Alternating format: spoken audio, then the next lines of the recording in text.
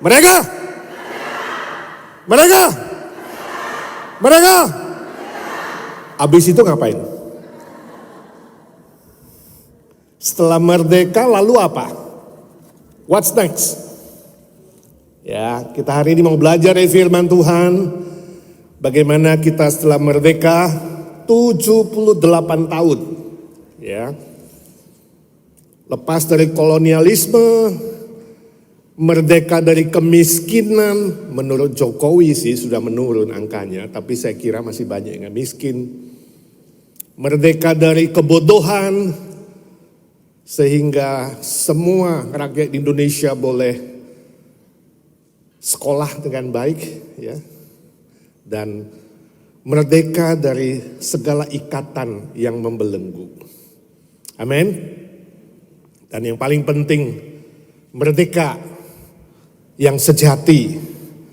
Kita doakan Indonesia supaya lebih banyak penduduknya mendengarkan kabar keselamatan. Merdeka bukan hanya secara fisik, materi, tapi juga secara moral dan spiritual. Amin. Supaya banyak penduduk Indonesia boleh mengenal Tuhan Yesus Kristus sebagai Tuhan dan Juru Selamat dan menemukan damai sejahtera yang sejati. Amin.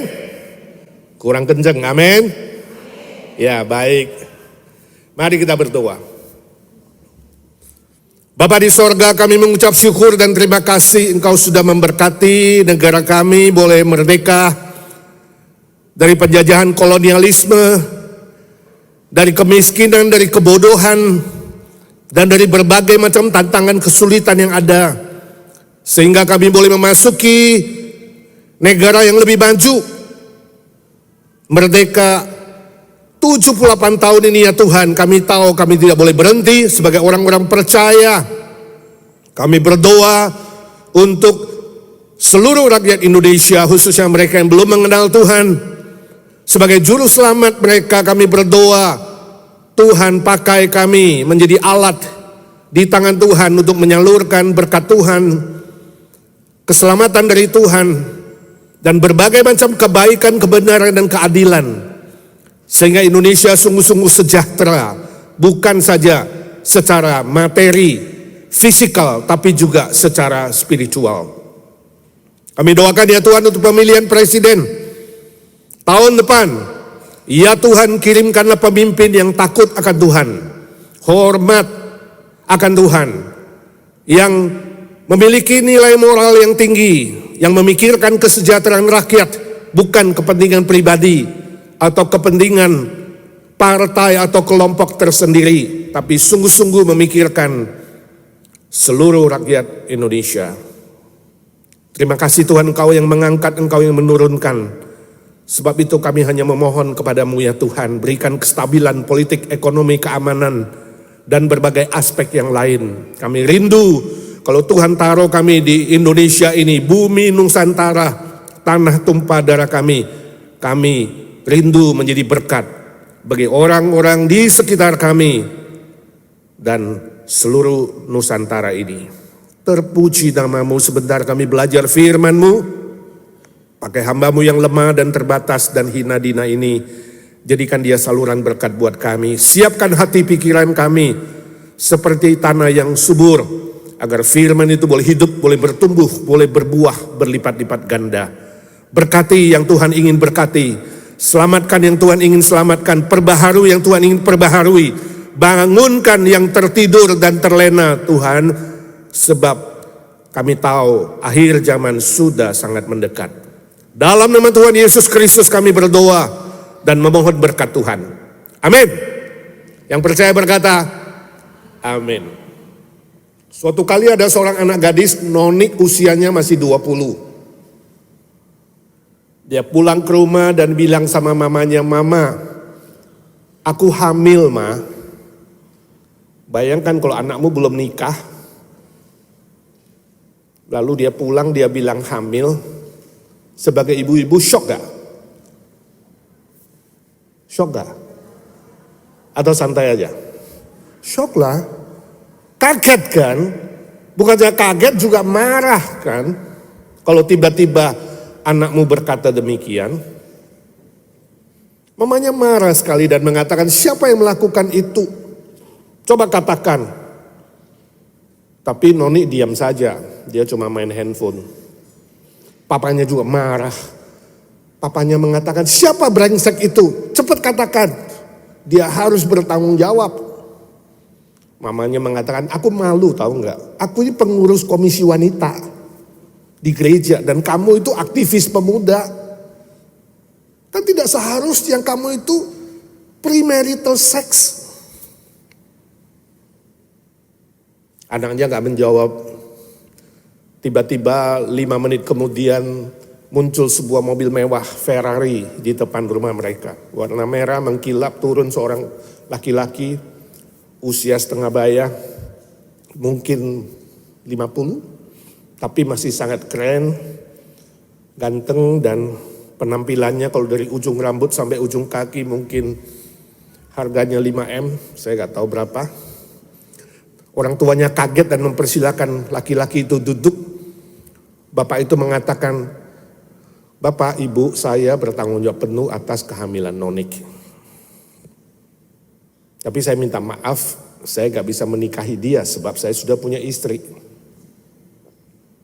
Kalau anak ini nanti adalah bayinya perempuan, saya akan berikan 2 pabrik, 2 hotel besar, dan warisan untuk bayi ini 20M. Tapi kalau anaknya laki-laki, aku akan berikan double. Ya, jadi 4 pabrik, 4 hotel, dan 40M. Pertanyaan saya adalah bagaimana kalau bayi ini gugur? Saya kira saya gak bisa kasih warisan. Lalu ibunya Noni bilang, jangan khawatir Pak, saya akan usahakan supaya bayi ini tidak gugur. Suaminya mengatakan, dia tepok-tepok bapak itu, mas jangan khawatir. Kalau gugur, you boleh coba lagi.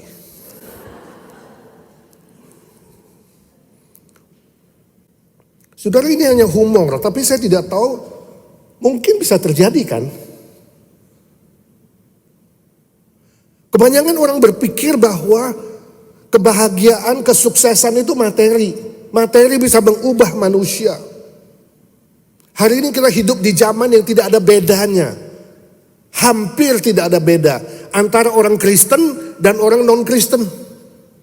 Statistik di Amerika berkata bahwa wanita umur 17 sampai 24 yang hamil di luar nikah, ketika mereka diwawancarai, 33% mengaku Kristen.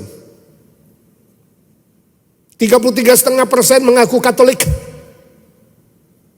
Dan sisanya adalah agama lain atau ateis. Saudara melihat bedanya sangat tipis antara orang yang percaya dan orang yang tidak percaya. Bagaimana hari ini kita bisa meresponi ketika kita memikirkan tema merdeka? Setelah merdeka mau apa? Ya. Bukan saja merdeka dari penjajahan yang bersifat fisikal dan material, kita perlu memikirkan bahwa dunia ini perlu kemerdekaan. Indonesia perlu kemerdekaan yang bersifat spiritual. Itu sebabnya sebagai orang-orang percaya kita harus bangkit dan memikirkan apa selanjutnya setelah merdeka. Untuk itu saya ingin mengajak kita belajar dari surat Galatia pasal 5 ayat 13 sampai 15. Kalau saudara bawa Alkitab, tapi kalau gak ada Alkitab mungkin ada di layar. Tapi kalaupun tidak ada di layar, kita baca sama-sama. Saya akan mengajak saudara baca Galatia 5, 13 sampai 15. Demikian firman Tuhan. Saudara-saudara, memang kamu telah dipanggil untuk merdeka. Tetapi janganlah kamu mempergunakan kemerdekaan itu sebagai kesempatan untuk kehidupan dalam dosa. Melainkan layanilah seorang akan yang lain oleh kasih. Sebab seluruh hukum Taurat tercakup dalam satu firman ini, yaitu kasihilah sesamamu manusia seperti dirimu sendiri.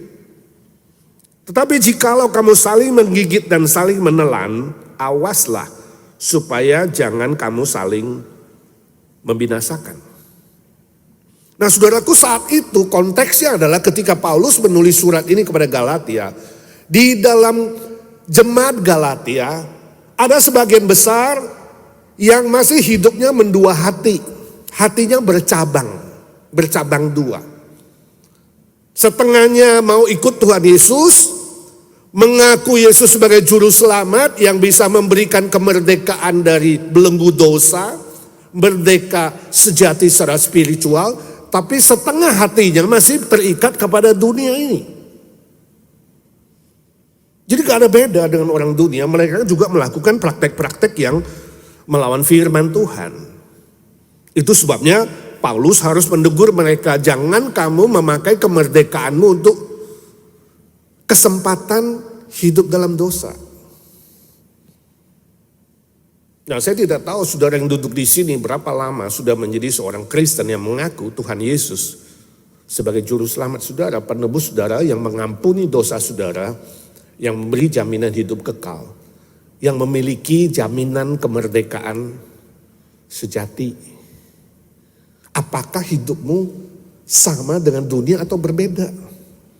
Sungguh gak kamu mempercayai hidupmu, mempercayakan hidupmu kepada Kristus seutuhnya atau setengah?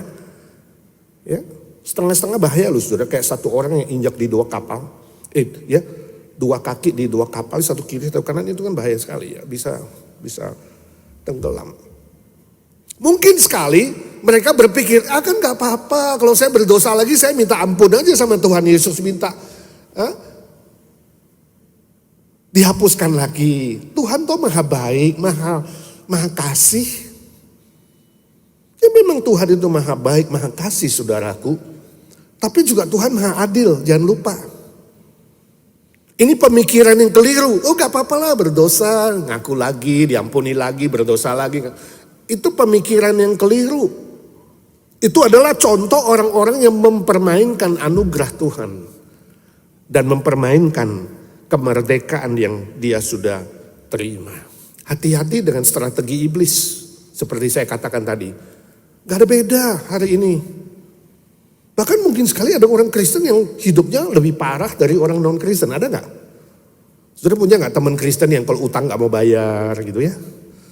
Pelit, ya, tukang gosip, ya, jelek-jelekin orang, ya, gampang tersinggung, dikit-dikit ngambek, marahnya lebih-lebih lagi ya kan. Kalau suaminya ngomong 2 kata, dia jawabnya 4 kata. Ya. Tapi ngaku di depan orang, gue ini orangnya caputo loh, lumayan loh. Kalau orang baik sama saya baik deh sama dia. Tapi jangan coba-coba jahat sama gue ya. Gue bisa lebih jahat dari dia. Saudara pernah dengar orang ngomong begitu gak? Atau jangan-jangan saudara ngomong sendiri? Jangan loh lebih jahat dari orang lain. Wah ini bahaya ini. Ya, sangat-sangat berbahaya. Sebab itu Rasul Paulus ingin mereka bertobat. Jangan, tapi kamu harus keluar dari situ. Dan kamu harus berubah. Berubah makin menyerupai karakter Kristus. Dan menjadi berkat untuk orang lain. Layani sesamamu. Saya baca sebuah cerita seorang wanita yang belum menikah. Konsultasi dengan seorang psikolog. Sebab orang tuanya selalu maksa-maksa dia nikah. Anak zaman sekarang kan nikahnya itu mau telat-telat ya. Udah 40 masih gak mau nikah. Ya. Lalu karena didesak ditanya orang tua, dia ke psikolog, dia bilang, saya heran papa mama saya. Ya, selalu tanyanya kapan kawin. Saya ini sebenarnya gak perlu kawin. Saya mandiri, saya punya pendidikan, ya kerjaan saya bagus, income saya tinggi, saya punya rumah, saya punya status, punya citizen, ya. Saya independen. Aduh pusing deh saya, dokter tolong kasih tahu saya satu alasan kenapa saya harus menikah. Ada gak anak saudara yang disuruh kawin-kawin gak mau kawin-kawin? Lalu dokter itu bilang, iya bagus sih, saya setuju dengan pemikiranmu, kamu independen, kamu sukses, kamu berhasil dalam semua hal. Ya, punya rumah, punya uang, punya gaji, nggak perlu siapa-siapa. Ya, aku setuju dengan itu. Tapi ingat kata psikolog itu, dalam hidup ini kita tidak selalu lancar dan sukses. Kadang-kadang kita bisa melakukan kesalahan, kadang-kadang kita bisa fail. Betul nggak ibu-ibu? Gak mungkin lancar terus, kamu pasti bisa. Ada saatnya kamu itu slip, ada saatnya kamu blunder dan kamu salah. Nah dokter itu bilang, pada saat kamu melakukan kesalahan atau kamu fail, gagal. Pada saat itu, saya tanya, kamu mau salahkan siapa? Apa kamu mau salahkan dirimu sendiri? Ya jelas tidak dok. Masa saya menyalahkan diri sendiri? Nah sebab itu kamu butuh suami. Sudah gak nanggap joke-nya. Jadi kalau kamu salah, jangan salahkan diri sendiri, salahkan siapa? Suami. Jadi tujuan menikah adalah untuk apa? Salahkan suami. Saudara ini ngantuk atau apa ya? Kok gak nangkap sense of humor-nya ya? Untuk apa kamu butuh suami? Waktu kamu fail, salahkan dia. Tapi ada orang begitu kan? Ada gak? Ibu-ibu begitu gak? Oh ibu-ibu, siapa yang suka kambing hitamkan suami? Ini gara-gara suami nih, ya kan? Gue jadi begini nih, ya kan? Habis suami gue ya, untungnya sih gede tapi pelit. Ibu-ibu yang lain sudah pakai tas Hermes, gue masih Herpes. Orang-orang udah pakai Louis Vuitton, gue masih tas gentong. Tapi pertanyaan saya adalah saudara, berapa lama kamu sudah menjadi orang Kristen? Apakah hidupmu diubah dan berubah? Ini loh. Atau sami mawon, sama saja. Gak ada beda dengan sebelum percaya, gak ada beda dengan orang-orang yang dunia yang memang masih hidup dalam kegelapan. Permisalnya, saudara asli gak sih? Kemerdekaanmu itu asli gak sih? Kemerdekaan yang sejati itu asli gak sih? Atau kamu tidak ada bedanya dengan cerita Noni tadi, papa mamanya sama aja dengan anaknya. Itu sebabnya Paulus berkata, kalau kamu memang benar-benar sudah dimerdekakan, haruslah kamu pakai kemerdekaan itu untuk melayani sesamamu. Menjadi kesaksian bagi orang lain. Jangan lagi saling bertengkar, saling menggigit, saling menelan. Hati-hati itu bisa saling membinasakan. Sikut orang lain. Kita hidup di zaman yang sangat-sangat persaingannya ketat, betul gak? Di Indonesia persaingan gak sih? Ada seorang yang saya baca, orang Indonesia pindah ke Amerika, anaknya sekolah di Ronald Reagan Elementary School, kelas 6. Jadi waktu ambil rapor, bapaknya ke sana, lihat nilainya bagus. Nilai anaknya bagus. Ya. Asmo, tapi gak ditulis rankingnya. Jadi bapak ini tanya, Bu guru, ranking anak saya berapa ya? Nah, kepala sekolahnya marahin dia. Pak saya kasih tahu kamu ya Bapak, kamu itu orang-orang Asia ya, sukanya nanya ranking. Dalam hatinya, salah apa ya gue nanya ranking? Lalu kepala sekolah itu bilang, kelas anak Bapak, kelas 6 loh ya. Kalau sudah sekelas anak Bapak itu, di sini gak ada ranking-rankingan. Sebab kalau hanya memikirkan ranking, itu menciptakan kompetisi. Sekolah ini tidak menciptakan kompetisi, tapi kooperasi. Cooperation, ngerti? Kerjasama. Kita tidak membuat murid itu bersaing. Untuk siapa yang lebih hebat, ranking makin tinggi. Jadi hidup itu adalah apa? Persaingan, sangat bahaya. You akan menyikut orang lain, you akan menganggap dirimu lebih hebat orang lain. Dari orang lain, kalau sudah lebih tinggi kamu bisa menghina yang lain. Lalu kalau kamu rankingnya jauh, kamu rasa minder. Gak ada, Amerika itu naik kelas terus. Sebab semua murid diajar untuk apa? Bekerja sama. Saling menghargai, saling menerima, saling belajar satu dengan yang lain. Sebab murid-murid itu unik. Dia baru sadar, iya betul juga ya pendidikan di Indonesia itu dikit-dikit ranking, betul gak? Sampai ibu-ibunya juga ikut ranking-rankingan. Secara tidak sadar, ya kan, ikut bersaing. Begitu ketemu, anakmu ranking berapa ya? Anakku ranking 2 loh. Aduh sorry, anakku masih ranking 10. Lemes, begitu 10 lemes. Padahal 10 dan 3 sama aja. Banyak konglomerat juga kalau lulus SMP. Pegawainya PhD semua, ada nggak? Jangan menciptakan kompetisi, itu maksudnya. Jangan kamu saling menggigit, saling menjatuhkan, saling bertengkar. Tidak, kooperasi, semua manusia unik. Anakmu unik gak? Jangan bilang sama anakmu yang agak lemah, bilang, ikut tuh koko kamu tuh. Kayak cici kamu itu hebat. Jangan, nanti mereka ribut. Jangan pilih kasih, semua sama, semua unik. Ya, jangan ciptakan itu. Ibu-ibu jangan minder kalau tasmu cuma tas gentong orang Louis Vuitton. Ya kan? Saya tanya, apakah benda membuat kamu itu lebih bernilai? Misalnya kamu tasnya tas MIC, tahu MIC? Made in China. Biasanya tasnya. Lalu waktu kamu ulang tahun, ada yang kasih kamu tas Louis Vuitton. Saya tanya, ketika kamu tinggalkan MIC, kamu pakai Louis Vuitton ke KW, Komisi Wanita, kamu jalannya berubah gak kira-kira? Louis Vuitton nih ya. Kalau benda buat kamu jadi begitu ya, kamu aneh tahu nggak? Sakit loh itu. Kalau benda bisa buat kamu bernilai, kamu tidak mengenal nilai dirimu. Bahwa nilai kamu itu adalah keselamatan di dalam Kristus. Sebagai anak Tuhan itu melebihi semua materi di dunia. Amin. Jadi jangan minder, jangan merasa aduh gua tasnya begini, tas orang lain. Ya. Jangan benda membuat kamu lebih berharga. Bilang sama diri sendiri. Benda tidak membuat aku berharga. 1, 2, 3. Benda tidak membuat aku berharga. Tetap punya confident. Ya kan? Mau baju yang 10.000 juga. Iya. Ini kaos saya ini kemarin dikasih nih. Ya kan? Ini mereknya Casio.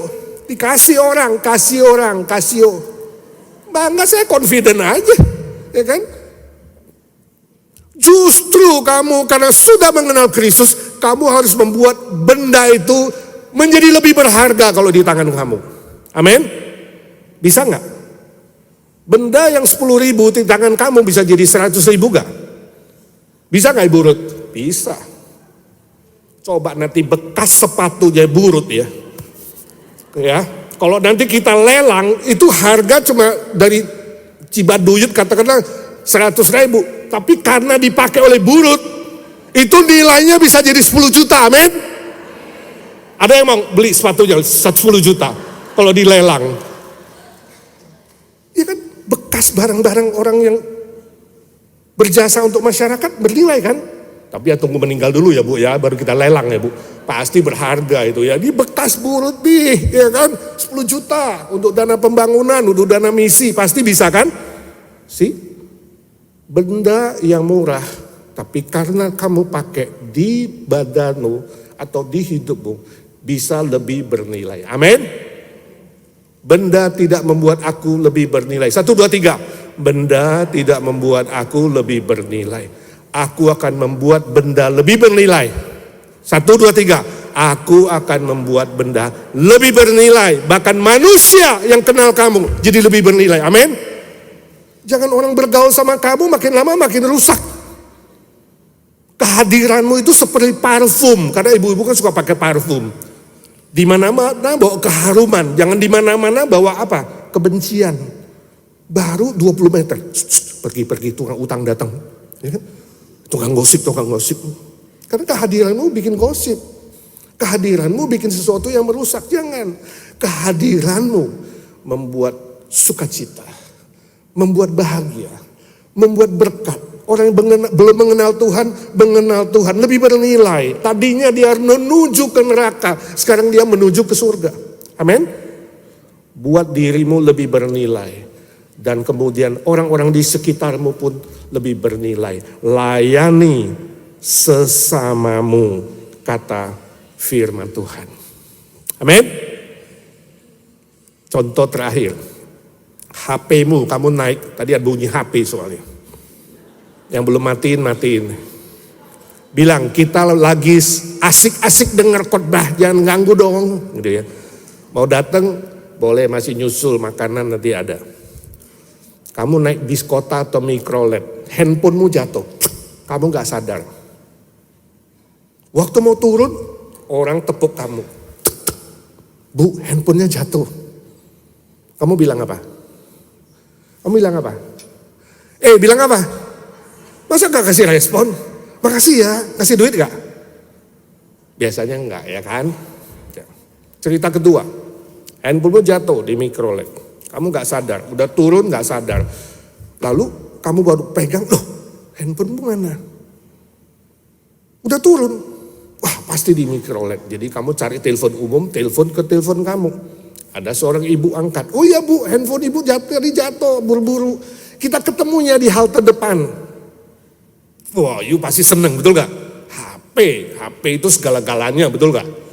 Ketinggalan Alkitab jalan terus, ketinggalan HP, pulang dulu, udah sampai gereja nih. Aduh HP ketinggalan, pulang dulu. HP lebih penting, betul gak? HP lebih penting dari suami, sebab kamu tidur lebih dekat dengan HP daripada suami. HP kamu bawa-bawa, suami gak pernah nempel-nempel. Sampai halte depan dikembalikan. Nah, kamu responnya gimana? Waduh, thank you, lebih thank you kan, lebih terima kasih kan. Kira-kira kasih tips gak? Berapa? Cepet cing. Ya cepet cing. Oke, terima kasih ya bu, aduh ini berharga banget loh, dalamnya ada foto, ada data, ada history di sini, ada memori. Aduh thank you. Seneng bukan main. Cerita ketiga, handphonemu jatuh, kamu turun, gak sadar. Habis itu waktu sadar telepon ke handphonemu gak diangkat. Wah jadi apa? Gelisah deh, ya betul gak? Aduh susah deh, sedih mikirin terus kalau hilang handphone, betul gak? Hilang anjing belum tentu mikirin. Hilang suami, puji Tuhan.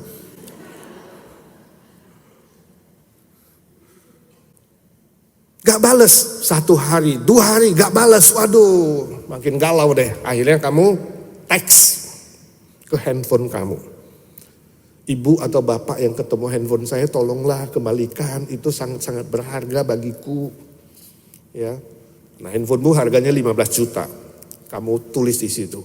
Ya, siapapun yang menemukan ini dan membaca ini dan kembalikan kepada aku akan berikan hadiah 10 juta. Masih untung kan? 10 juta, rela gak? Rela lah. Masih gak dibalas, waduh makin galau. Terus besoknya kamu teks lagi. Gue tambahin juga, jangan-jangan deh, tambahin. Tulis lagi, Pak tolonglah, Bu tolonglah ya, kembalikan ke saya. Ya saya kasih bonus deh, tambahan 2 juta. Sore-sore dia bales, ting. Oh iya, ibu yang punya telepon ya, nanti kita ketemu di Starbucks ya. Wah udah seneng kan? Kamu siapin berapa? 12 juta. Kasih dia, seneng. Pertanyaan saya, dari 3 orang, 1, 2, 3, siapa yang paling tidak baik? Yang pertama, kedua, atau ketiga? Sudah menahan teleponmu 3 hari, udah telepon ke seluruh dunia, ya kan? Saya gak tahu, udah ngambil datamu juga mungkin. Kamu kasih berapa? 12 juta. Orang pertama yang paling baik, langsung kebalikan, kamu kasih berapa? Aneh gak sih? Ada something wrong di sini. Kenapa? Sebab kehilangan yang lebih lama membuat kamu sadar untuk bisa bersyukur dan berterima kasih. Nangkep gak kamu? Kalau kamu gak pernah mati listrik, kamu gak pernah seperti kita di Amerika, gak pernah bersyukur untuk listrik. Kita mandi air gak pernah stop, gak pernah bersyukur untuk air. Pulang Indonesia, air stop. Saya pernah dijatah cuma 1 ember mandi, bayangkan.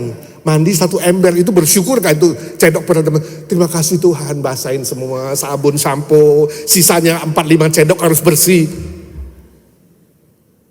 Kalau kamu gak pernah masuk rumah sakit, kamu tidak pernah bersyukur untuk kesehatanmu. Kalau kamu tidak pernah bayar oksigen, waktu di rumah sakit butuh oksigen, kamu baru berterima kasih Tuhan, aku bersyukur kalau saya bangun pagi masih bernafas, nafas free.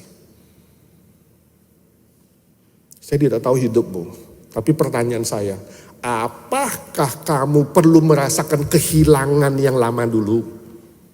baru tahu bersyukur dan melayani Tuhan.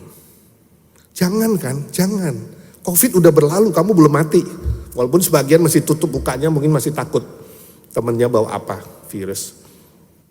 Kalau Covid sudah lewat dan kamu masih hidup, harus sadar mulai hari ini, Tuhan, kalau setiap pagi aku masih bangun pagi, aku masih punya kesempatan dan kekuatan dari Tuhan, aku mau lebih berterima kasih, hidup lebih menjadi berkat untuk banyak orang. Amin.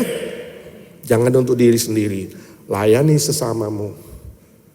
Merdeka bukan untuk diri sendiri, merdeka untuk orang lain. Menjadi berkat yang nyata. Mengabarkan Injil kepada yang tidak percaya, berbuat baik kepada siapapun di sekitarmu, kehadiranmu di mana-mana membawa keharuman dan sukacita. Amin. Amin.